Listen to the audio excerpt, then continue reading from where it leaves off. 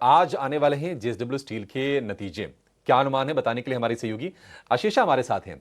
आशीषा बताइए कहां पर फोकस होगा और किस तरह के आंकड़े कंपनी रिपोर्ट कर सकती है।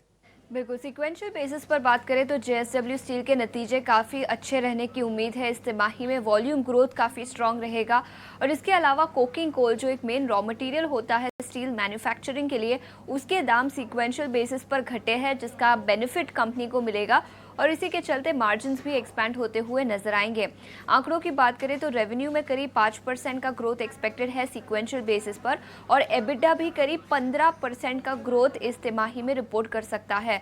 स्टैंडअलोन एबिटा पर टन की बात करें तो 8,800 रुपये प्रति टन के आसपास अनुमान लगाया जा रहा है, जो करीब 12% का ग्रोथ होगा सीक्वेंशियल बेसिस पर। तो all in all volume growth काफ़ी स्ट्रांग होगा। कोकिंग कोल प्राइसेस घटे हैं, जिसका बेनिफिट कंपनी को मिलेगा। ऑपरेशनल एफिशिएंसी के बेनिफिट्स भी कंपनी को मिलेंगे, जिसके चलते नतीजे काफ़ी अच्छे रहने की उम्मीद है।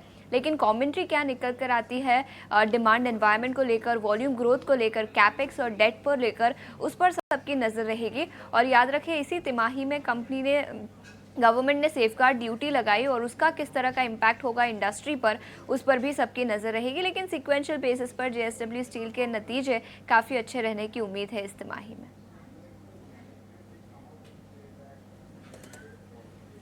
ठीक है, तो जेएसडब्ल्यू स्टील मार्जिन भी कंपनी बेहतर करेगी और ऑपरेटिंग फ्रंट पर भी हम देख रहे हैं, यानी कि कामकाजी मुनाफा 15% बढ़ने की उम्मीद है जेएसडब्ल्यू स्टील की। एक काम करते हैं, फटाफट एक व्यू ले लेते हैं। राजेश जी, जेएसडब्ल्यू स्टील मतलब बेहतर कंपनी है, फंडामेंटली भी इसमें कोई दो राय नहीं है। चार्ट्स क्या इंडिकेट कर रहे हैं और क्या नतीजों से पहले कोई पोजीशन लेनी चाहिए? बिल्कुल, अगर जेएसडब्ल्यू स्टील की बात करते हैं तो देखिए एक मार्च से लेके अभी तक एक कंसोलिडेशन फेज में है। कोई क्लियर ब्रेकआउट अभी तक नहीं है स्टॉक प्राइस में। 200 डे मूविंग एवरेज का सपोर्ट जोन है 971 के अराउंड है। तो मुझे लग रहा है कि थोड़ा वेट एंड वॉच करना चाहिए। अगर आज के सत्र में ये रिजल्ट के बाद कुछ डिप्स में मिलता है तो डिप्स में बाय करने के लिए कोशिश करना चाहिए करंट लेवल्स पे, क्योंकि अभी तक कोई ब्रेकआउट या कोई सपोर्ट के पास नहीं है स्टॉक प्राइस। तो मुझे लग रहा है कि थोड़ा वेट वॉच करें। रिजल्ट आने के बाद अगर नीचे लेवल में मिलता है तो उस टाइम पे 200 डे मूविंग एवरेज के आसपास बाइंग के लिए कोशिश कर सकते हैं, जो कि 970 के अराउंड है। ठीक है, 970 के आसपास इसको बाइंग की आप कोशिश कर सकते हैं। चलिए, बज गए हैं 8:45 और जैसा कि हमने आपको वादा किया था